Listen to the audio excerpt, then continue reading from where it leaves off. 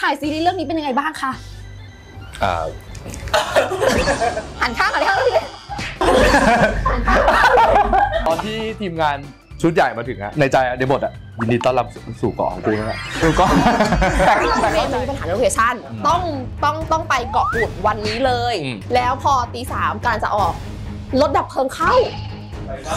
บ้านในซอยไฟไหม้รถดับเพลิงเป็น10โอ้โหทุกคนเราผ่านมหาสงครามกันมาแบบตอนนี้สนุกตลกนะแต่ตอนนั้นหน้าทุกคนคือแบบพวกเมียผมไม่เอาสิอันนู้นแล้วนะเดี๋ยวตัดเลยแล้วแบบพี่เนเอาเขามันไม่ถ่ายมันจะไม่มีตัดนะโอ้เปลี่ยนการ์ดไป3 รอบอ่ะโอ้ my god ยังมีประสบการณ์เลวร้ายกับน้ำแต่เพิ่งมารู้ตัวว่าตัวเองกลัวตายตอนเรียนดำน้ำจริงเราเคยจมน้ำทีหนึ่งลมหายใจผมไม่พอสุดท้ายคือแบบขอคัดไม่งั้นนะไม่ทันแล้วเพราะว่าแต่ในใจอ่ะเรายอมรับลึกๆเลยในส่วนลึกๆว่าแบบมีความเป็นห่วงสูงมากเลยสวัสดีครั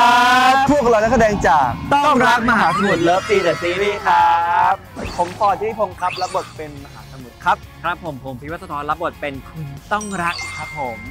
วันนี้นะครับเราก็กลับมาเจอกันในวันท้องฟ้าสดใสอากาศเย็นชื่นใจแบบนี้นะครับใช่แล้ววันนี้เนี่ยผมบอกเลยพีทผมพาที่มาที่ร้านอีเซนซีอีสานจีนนะครับบอกว่าร้านนี้เนี่ยบรรยากาศเนี่ยเหมือนได้กลับอยู่ในซีรีส์มีความบรรยากาศเป็นทะเลถึงแม้อยู่กลางเมืองนนท์แต่คุณสัมผัสทะเลที่ร้านนี้สุดยอดและอย่าบอกว่าอาหารที่ร้านนี้อร่อยแล้วก็แซ่บมากรวมถึงเครื่องดื่มเนี่ยสดชื่นมากแต่พี่ได้ยินมาว่าแว่วๆวันนี้ไม่ได้มีแค่เรา2 คนแต่รู้สึกเหมือนจะมีเกสมาด้วยใช่ไหมใช่วันนี้เนี่ยเราไม่ได้แค่จะมากินอย่างเดียวทุกคนแต่เราเนี่ยจะพูดเกี่ยวกับเรื่องซีรีส์ของเราบ้างหลังจากที่เราเนี่ยปิดกล้องไปแล้ว1 เดือนใช่เป็นเรียกว่าอินดีดีเทลเลยวันนี้ใช่แต่แขกรับเชิญของเราคือใครเนี่ยเดี๋ยวเข้าไปหาครับพี่บิ๊กเดาได้ไหมว่าคือใครคือถ้าพอใช้คำว่าอินดีดีเทลเนี่ยแสดงต้องเป็นคนที่รู้ลึกรู้จริงแล้วก็อยู่อย่างน้อยคือทุกโปรเซสของการทำซีรีส์เรื่องนี้น่าสนใจเดี๋ยวปิดท้ายนี่หรือเปล่าฮัลโหลนี่หรือเปล่าไม่ใช่นู่นหรือเปล่านี่ลองให้ตากล้องแพนรอบๆนี่ซึ่งผมว่าตรงนี้คือเรามาถ่ายกันกลางวันเดี๋ยวตรงนี้เขาน่าจะจัดโซนเป็นสำหรับตอนเย็นด้วยใช่ผมว่าต้องอยู่ในร้านแน่ในโซนคาเฟ่ชัวร์ไปเราไปดูในนั้นกันเห็นแวบแล้วกำลังเต็มตัวอยู่หุ้ย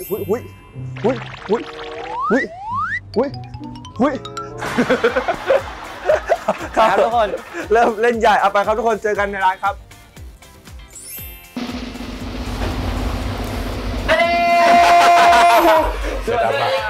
สวัสดีครับค่ะพี่เมย์เองค่ะอรวรรณ วิเชียรวรกุลค่ะเป็นผู้จัดแล้วก็คนเขียนบทเรื่องนี้ค่ะครับสวัสดีครับเนครับเนติครับรับบทเป็นผู้กำกับครับเคบอกว่าวันนี้น่าจะเป็นครั้งแรกนะครับใช่ไหมที่หลังจากที่เราถ่ายซีรีส์จบเรามีโอกาสได้มานั่งคุยด้วยกันแบบใช่แล้วปิดกล้องกันมาประมาณเดือนนึงครับแล้วเราก็มาถ่ายกันวันนี้มาเจอกันวันนี้ใช่ครับซึ่งจริงๆแล้วเรามาที่ร้านอาหารแล้วด้วยในความเป็นแบบอยากให้กินไปคุยไปชิลๆพี่เห็นหน้าพี่ก็รู้สึกอาหารแล้วแบบแรกนะพี่เมย์ดูนี่คือแบบพร้อมคืออุปกรณ์พร้อมแล้วเพราะฉะนั้นวันนี้ก็เลยแบบอยากให้เป็นฟิลสบายๆแต่ร้านนี้อาหารดีนะแบบเป็นดุเป็นอร่อยอาหารว่างเป็นคลีนเป็นอาหารว่างครับขอบคุณที่ได้เล่นโอเคถ้างั้นก็เดี๋ยวเราจะทานไปทานอาหารไปคุยเล่นกันไปสบายๆครับระหว่างที่ถ่ายทำมีอะไรเกิดขึ้นบ้างแล้วคะโอเคครับจริงๆแล้วคำถามเนี้ยพี่เนยอยากตอบมาโดยตลอดเว้ยจริงๆแล้วพี่เนยเขามีวิธีการตอบเลยถ่ายซีรีส์เรื่องนี้เป็นยังไงบ้างคะหันข้างพี่เนย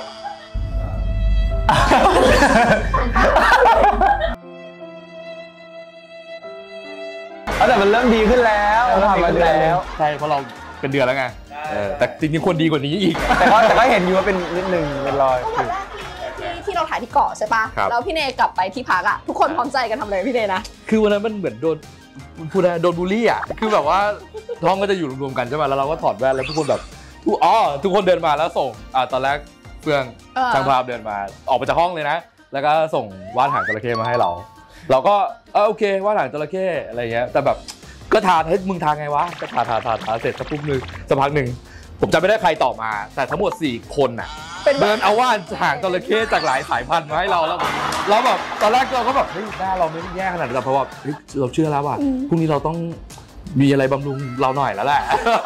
แล้วตลอดการถ่ายอ่ะพอเราแบบเราจะไม่เทียบกับน้องเพราะเรารู้สึกว่าไม่ได้แต่ว่าถ้าเราเทียบพี่เนยสบายใจตอนถ่ายไปเห็นฟอร์ดกับพี่พีทแล้วก็แบบดูในมอแล้วก็แบบมันมาที่เดียวกันเปล่าวะคือนี่มาเกาะกับกูหรือเปล่าทำไมพี่เนยแต่ว่าผมบอกว่าเหมือนถ้าเกิดเราเทียบมันแค่ในกองอ่ะเราจะนึกว่าแบบอ๋อผิวเรายังพอๆกันอยู่ยังเท่ากันจนถึงวันที่กับกรุงเทพเรารู้สึกว่าแบบไปเทียบกับคนที่แบบเจอแบบพี่ๆที่ค่ายที่แบบไม่ได้ไปกับเราเลยรู้ตัวว่าดำใช่ไหมเราไปไกลแล้วพี่เนยไปเกาะมาก่อนหลายรอบมากใช่คืออยู่ก่อนฟอร์ดพีทนานมากแบบบางทีไปดูโลไปนู่นไปนี่ไปมาหลายรอบอาจจะแบบสะสมไงเป็นระยะการสะสมเป็นระยะสะสมอยากเล่าคือตอนไปดูโลมันไม่เท่าไหร่แต่วันก่อนที่เราไปถ่ายอ่ะมันมีเหตุการณ์ว่าโปรดิวเซอร์เราที่ชื่อโดมคารินพี่เมย์มันมีปัญหาโลเคชั่นต้องไปเกาะกูดวันนี้เลยซึ่งตอนนั้นทำงานอยู่แล้วก็แบบคืนนั้นพี่เมย์ต้องเก็บกระเป๋าแล้วตี 3ต้องออกคุยกับพี่เนยด้วยพี่เนยเคลียร์งานฝากแมวนู่นนี่นั่นแล้วพอตี 3กำลังจะออกรถดับเพลิงเข้าบ้านในซอยไฟไหม้รถดับเพลิงเป็น10ต้องอินเสิร์ตจะเป็นทวิตเตอร์ขึ้นเป็นซีนไปตามหารูปข่าว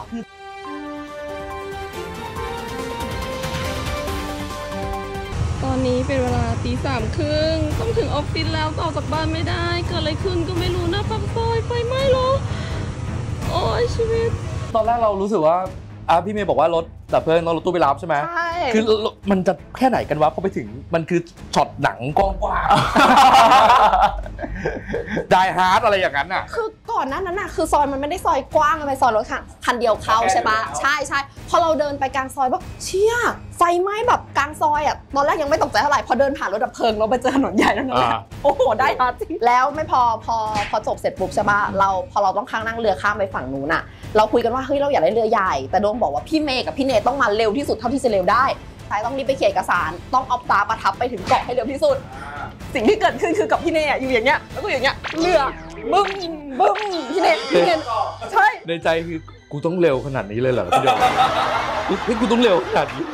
แล้วพี่เนยนั่งไม่พูดเลยทุกทีพี่เนยเปิดคุยเก่งซะพี่เนยนั่งงี้ในใจผมก็แบบโอเคถึงสักทีเถอะแล้วขอให้สปีดสมชื่อแล้วกันให้มันถึงเร็วๆนั่นแหละครับก็เลยเป็นสิ่งที่ทุกคนเห็นไปนะครับสำหรับความทรอดทนของผู้กำกับและผู้จัดของเรากว่าจะเริ่มไปถ่ายที่เกาะกันได้ใช่ไม่มีแต่ถือเพราะว่าแบบเราเริ่มมาลำบากไงแต่ในเกาะมันยังแบบราบลื่นลำบากกันตอนที่ทีมงานชุดใหญ่มาถึงในใจเราสวัสดีกันแล้วเราแบบนึกในใจว่าแบบยินดีในใจในบทยินดีต้อนรับสู่เกาะของกูนะสู่เกาะแต่เข้าใจเนาะเข้าใจเลยวันที่ถึงเกาะแล้วรู้สึกว่าคือพี่เมย์กับพี่เนยมากันยังไงบ่อยมากแบบต้องหลายรอบที่มาเกาะกันเราไปครั้งเดียวแบบโอ้โหกว่าจะถึงเกาะแบบกว่าจะถึงนานมากกว่าจะถึงที่พัก7 ชั่วโมงนับตั้งแต่กรุงเทพใช่แบบเหนื่อยมากกว่าจะถึงที่พักเลยนะแบบได้ทิ้งตัวนั่งเฉยๆจริงๆแบบถอดหายใจแบบเลยแบบโอ้โหว่าแก๊งนี้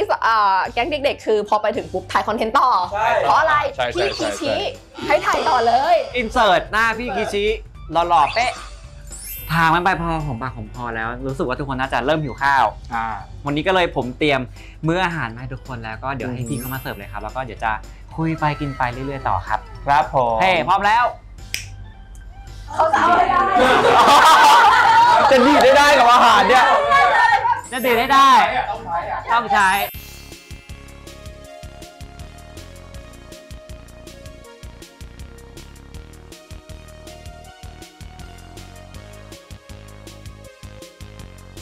เริ่มบอกไม่รู้เรากินแล้วใช่ผมเปิดได้ไหมมันหมายถึงว่า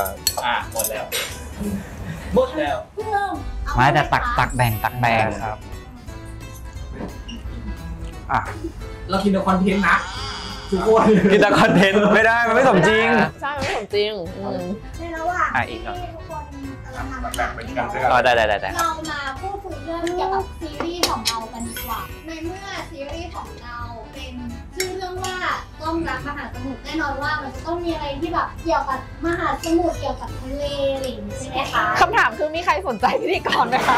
คือเอาเลยลูกเอาเลยแล้วแต่ละคนนะคะ เคยมีประสบการณ์ความฝังใจอะไรเกี่ยวกับน้ำกันบ้างไหมคะ ก็คือต้องพี่เนยเลยต้องพี่เนยก่อนเลย ฝังใจใช่ไหมครับจริงๆแล้วอ่ะตอนมันเคยมีความรู้สึกหนึ่งคือ ก่อนที่จะท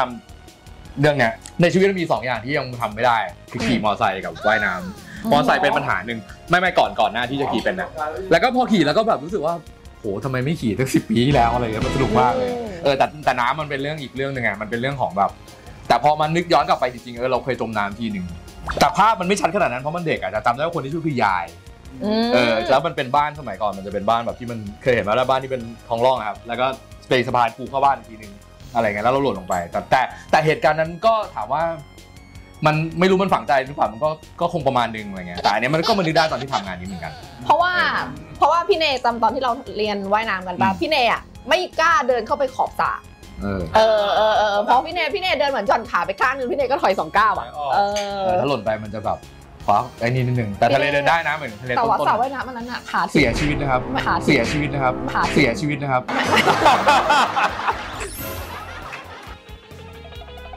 แล้วพี่เมย์กับพี่พีทหรือผมมีใครมีประสบการณ์เลวร้ายกับน้ำไหมพี่ไม่มีประสบการณ์เลวร้ายกับน้ำเลยเรียนดำน้ำมาตั้งแต่เรียนว่ายน้ำตั้งแต่เด็กแต่เพิ่งมารู้ตัวว่าตัวเองกลัวตายตอนเรียนดำน้ำเพราะว่าพี่เรียนด้วยใช่ไหมเพราะพี่อยากรู้ว่าลงไปแล้วมันจะเป็นยังไงพอเรียนวันแรก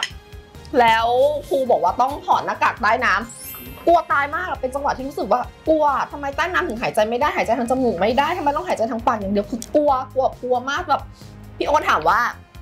จะไปต่อหรือพอแค่นี้แต่แบบไม่ได้ว่ะมันทำมันทำถึงขนาดนี้แล้วไม่ได้ต้องสู้ก็เลยแบบอีกวันนึงก็เลยลองคิดว่าไม่ตายหรอกแค่4 เมตรว่ายน้ำขึ้นมามันนิดเดียวเองแค่4 เมตรเองหลังจากนั้นก็เลยไม่กลัวชอบอะไรไหมไม่มีเพราะรู้สึกว่าตัวเอง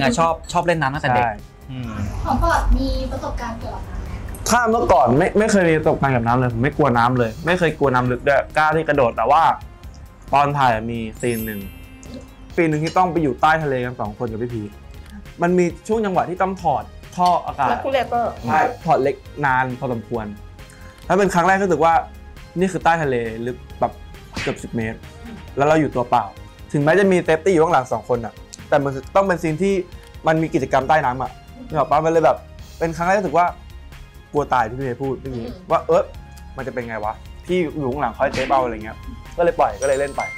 แล้วพี่ที่เป็นเซฟตี้อ่ะ2 คนเขาจะอยู่แค่พื้นอ่ะแบบปุ๊บปล่อยออกปุ๊บแล้วอยู่แค่พื้นแล้วรอแล้วเราแค่กลัวถ้าเราลงหมดพี่เขาเข้ามาชาร์จไม่ทันจะทำไงอะไรเงี้ยแต่คือเขาเร็วมากแบบเราแค่แบบยกมือเขาก็ปุ๊บแล้วอ่ะแต่เราแค่คิดไปก่อนในเทคแรกเอาตรงๆนะอันนี้ผมสารภาพตามตรงว่าหลังจากที่ถ่ายจบไปแล้วแล้วเราก็รู้ว่าถ้าตาม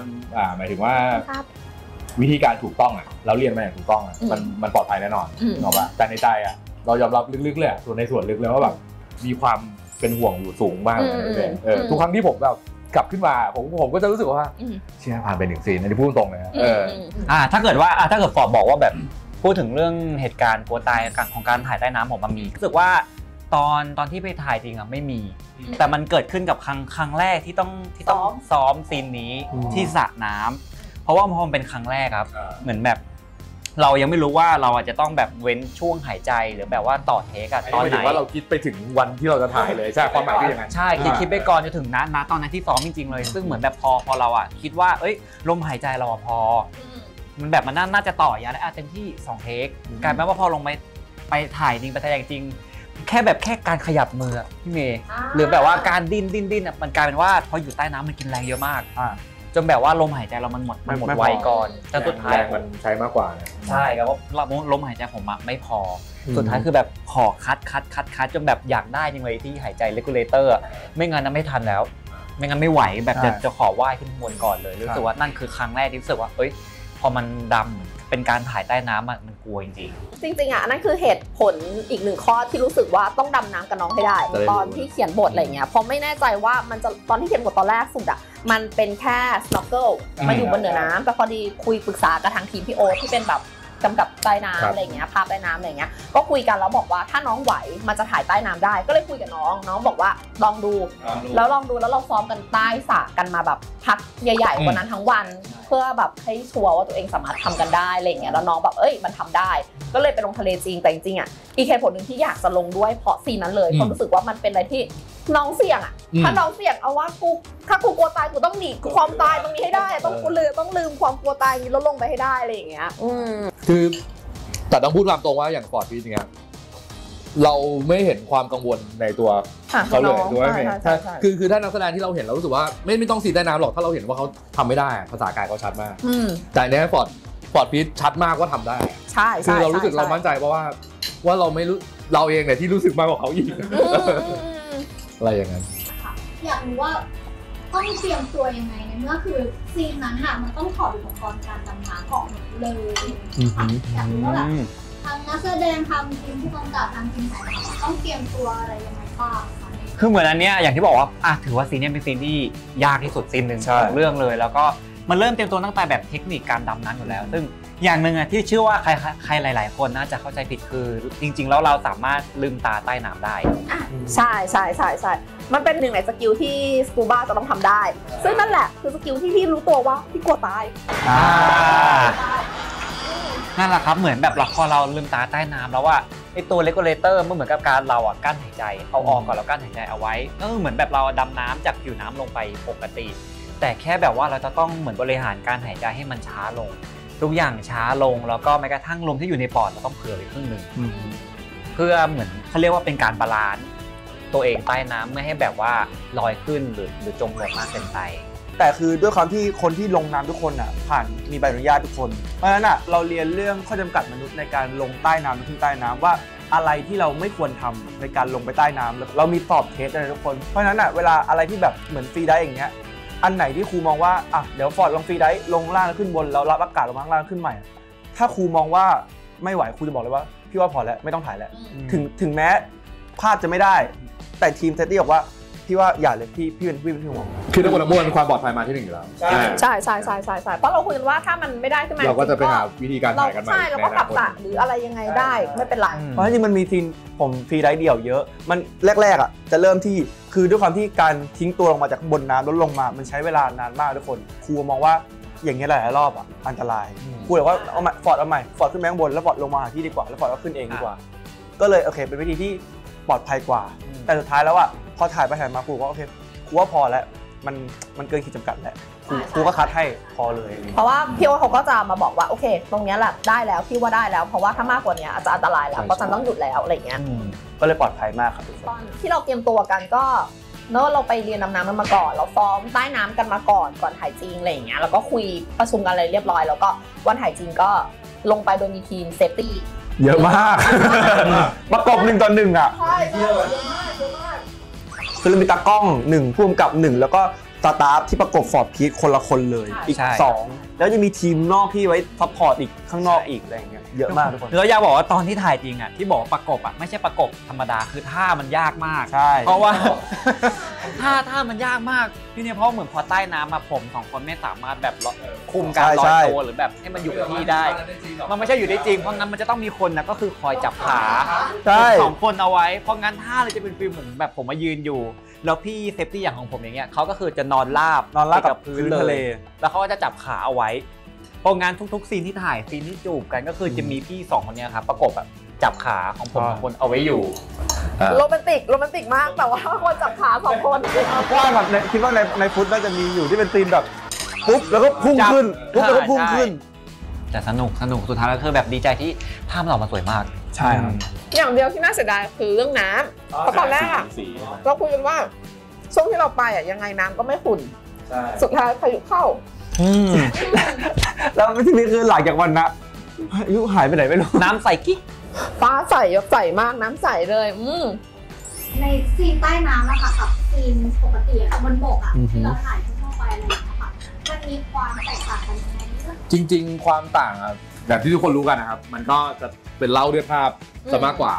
แต่วิธีการถ่ายเราก็ถ่ายหลายคัทอยู่ดีเพราะว่า1คือมันมีกล้องเดียวถูกต้องไหมความต่างก็น่าจะเป็นเรื่องความเหนื่อยล้าและเช็คฟุตมากกว่ารู้สึกว่าทุกขั้นตอนมันมีความ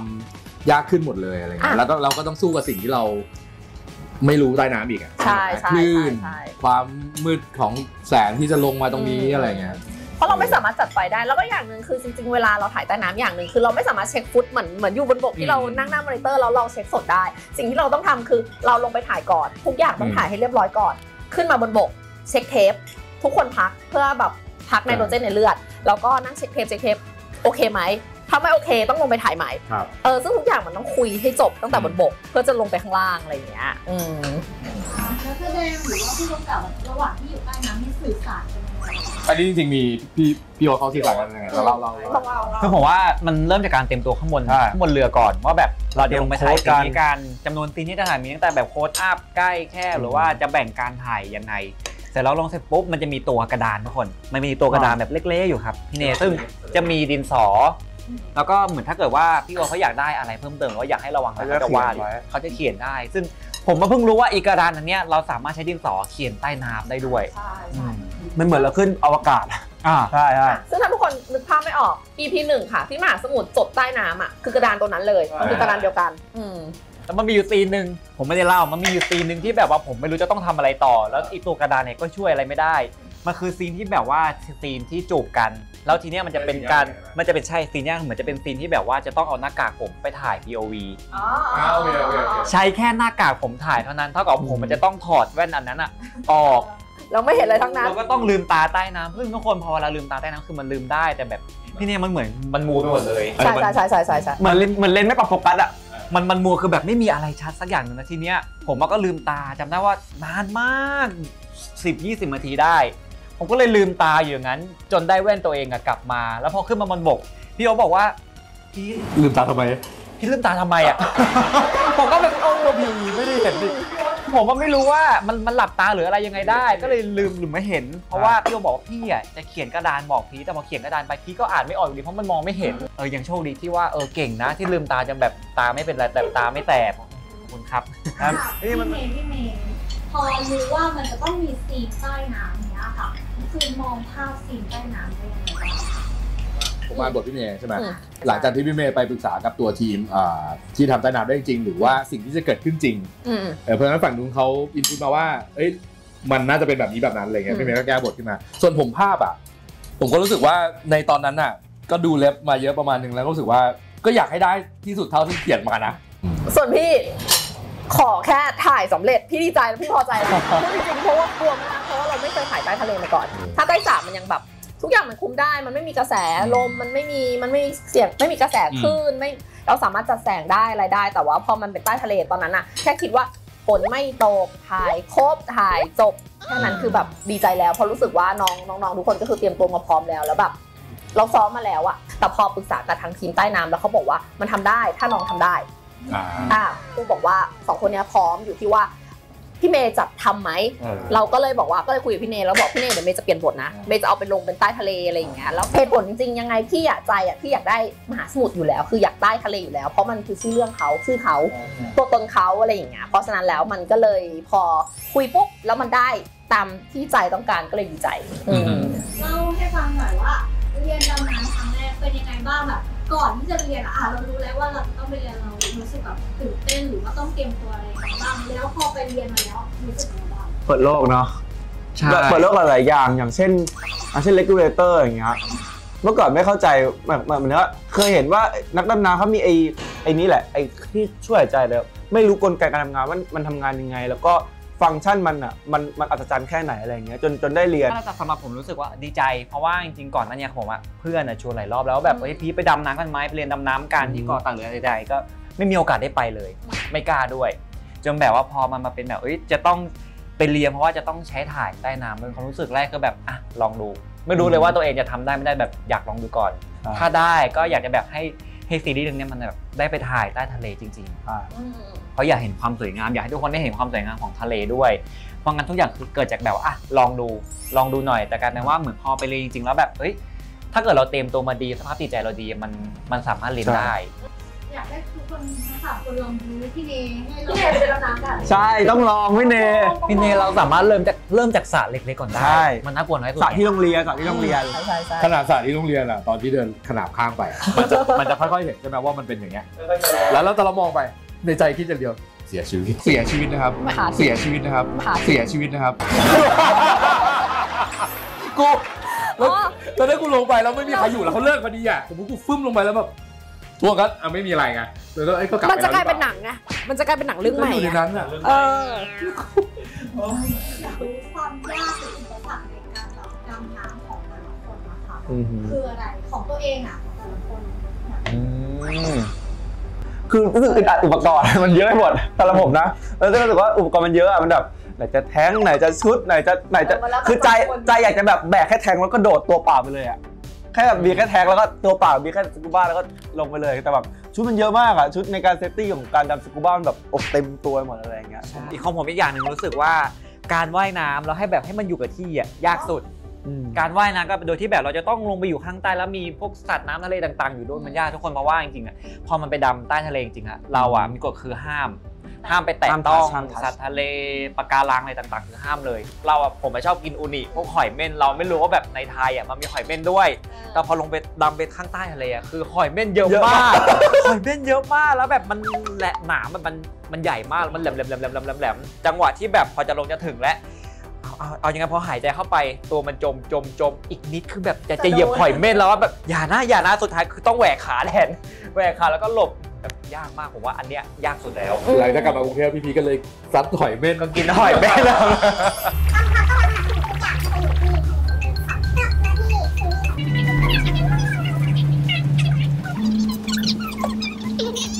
ตอนคือปิดกล้องแล้วรู้สึกยังไงใช่ไหมเดี๋ยวรวบรวมให้รู้สึกว่าคืออย่างหนึ่งมันโล่งแน่ๆแล้วล่ะว่างานเสร็จแล้วอะไรเงี้ยครับแต่ว่าด้วยความที่งานเนี้ยมันยากที่สุดของผมเลยอะหมายถึงว่ามันยากทั้งหมดอะคือไม่รู้จะแบบเอาตรงไหนมาประกอบดีเพราะว่า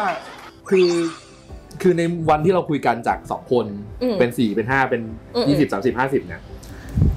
ภาพในตอนที่คุยกันมันก็จะสนุกขึ้นเรื่อยๆใช่ไหมแต่พอมันเห็นทีมเนี่ยสิ่งที่เราเคยคาดหวังว่ามันจะน้อยอ่ะ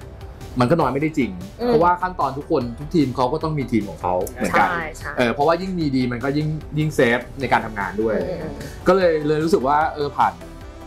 1 เดือนกับการอยู่เกาะมาได้นี่ก็ถือว่าเราก็เอาชนะใจตัวเองแล้วก็รู้สึกว่าทุกคนเก่งมากๆเลยยังไม่ต้องไปถึงตอนประกอบหรอกเพราะว่าเราเห็นที่ฟุตที่หน้ามอเราก็กับพี่เมย์ก็ไม่เคยปล่อยผ่านอยู่นึกออกไหมถ้ามันยกเว้นมันสุดวิสัยจริงๆอ่ะก็ไม่เคยจะแบบเราก็จะแบบขออีกหน่อยเถอะขออีกสักเทคได้ไหมอะไรอย่างเงี้ยเราอะไรแค่เสียงทุกคนเสียงน้ำไหลอ่ะแบบยังไม่ปล่อยกันเลยโอ้ my god แต่เขาเข้าใจได้ใช่ซีนนั้นพูดถึงซีนนี้ไม่ได้พูดไปเลยไหมมีคำถามอีกไหมพูดเลยมันคือซีนแรกที่นอนในบ้านมหาสมุทรโอ้โหทุกคนเราผ่านมหาสงครามกันมาแบบตอนเนี้ยสนุกตลกนะแต่ตอนนั้นน่ะหน้าทุกคนคือแบบผมยืนเดินนั่งนอนยืนลุกนั่งวนกลับมามอจนแบบพี่เมย์ผมไม่เอาซีนนั้นแล้วนะเดี๋ยวตัดเป็นซีนแล้วแบบส่วนฝั่งนี้ก็เอาเถอะพี่เนเอาเขามันไม่ถ่ายมันจะไม่มีตัดนะ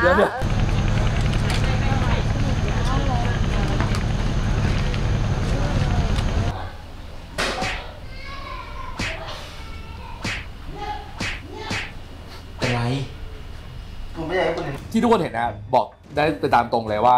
มันประกอบด้วยจริงๆ1-2 เพลงด้วยซ้ำในแต่ละคัทแต่ละคัทอะเอาความยาวของซีนนี้ก่อนแบบถ่ายยาวนะแบบไม่ได้นี่นะ12 นาทีแล้ว12 นาทีที่ถูกถ่ายจริงเนี่ย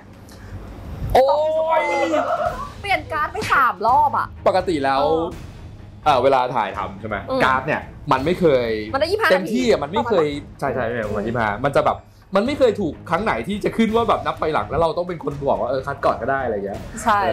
เพราะว่ารอบต้องเขาเป็นชุมชนนะต้องเข้าใจนะครับหมายถึงว่าเรือมันสิ่งที่เราควบคุมไม่ได้มันเลยเพราะฉะนั้นถ้าเราเลือกที่จะไปอยู่ในสภาพแวดล้อมนั้นจริงๆแล้วได้ภาพแบบนั้นก็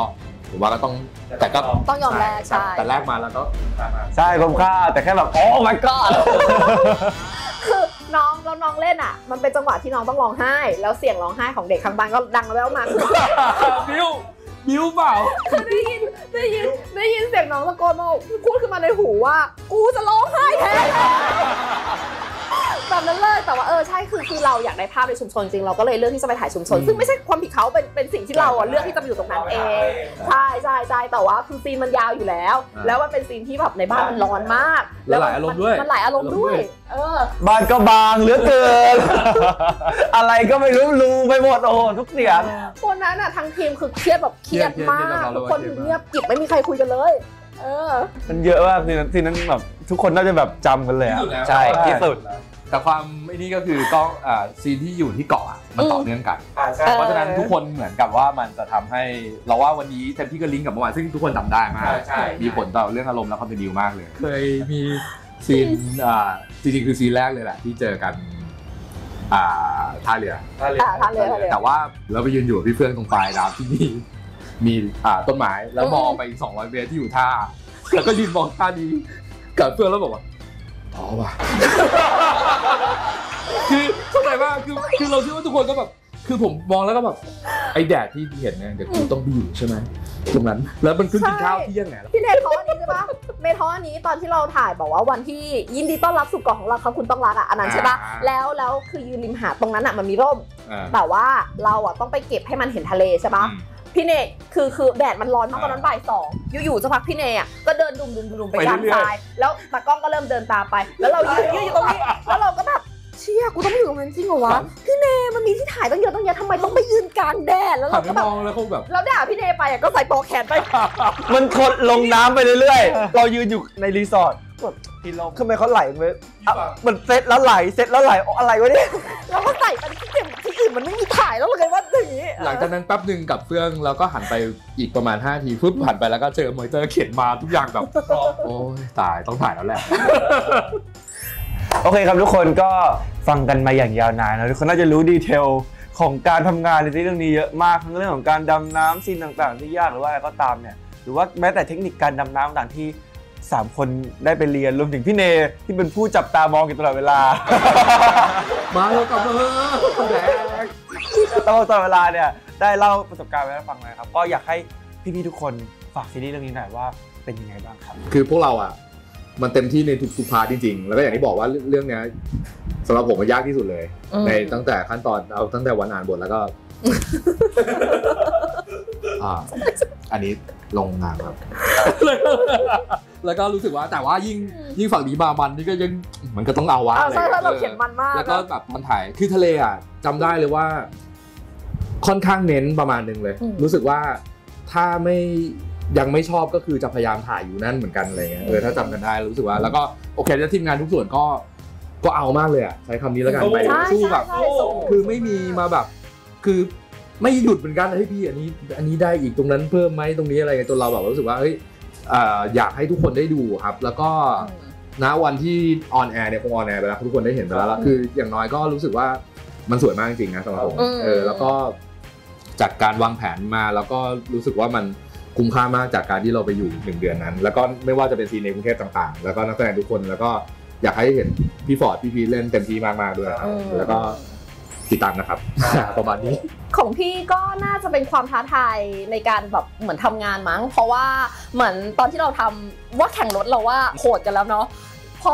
พอเรามาเจอเรื่องนี้ที่เป็นแบบว่าลงทะเลลงใต้ทะเลถ่ายใต้ทะเลจริงๆมันเป็นอะไรที่รู้สึกว่ามันท้าทายกับทุกภาคส่วนจะเพราะยอมรับว่าเพราะยอมรับว่าตอนทำเรามันมากแล้วเราก็บอกพี่เนแล้วพี่เนต้องมันกับเราพี่เนต้องมันกับเราอะไรอย่างเงี้ยก็เลยรู้สึกว่าจริงๆอยากจะขอบคุณทุกฝ่ายแหละว่าที่มันออกมาดีขนาดนี้เพราะว่าทุกฝ่ายสู้จริงอยู่เกาะกันเดือนนึงไม่ได้ยินเสียงบ่นเลยนะไม่ได้บอกว่าไม่เอาแล้วจะกลับบ้านแล้วอาจจะมีแซวๆเล็กๆน้อยๆแต่ว่าไม่พูดไม่รู้ไม่ได้ใจพูดอะไร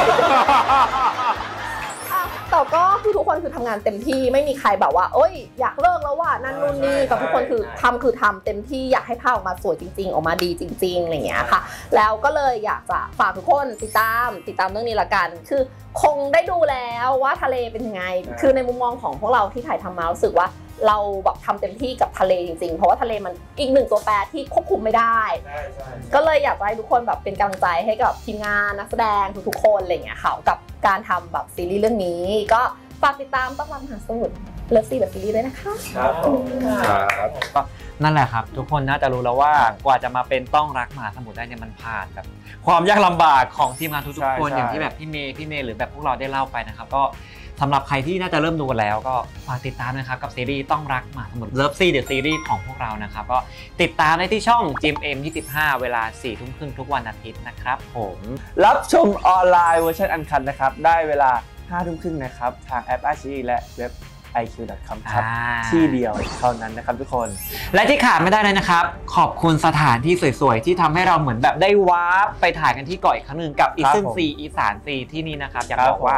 วิวสวยมากใช่เหมือนกับทุกคนเนี่ยได้มาเช็คอินที่ทะเลกันที่แบบไม่ต้องไปถึงทะเลกันเลยใช่เลยแล้วก็ถึงอาหารอร่อยๆทุกเมนูคือแซ่บมากครับผมก็ขอบคุณมากๆเลยนะครับขอบคุณครั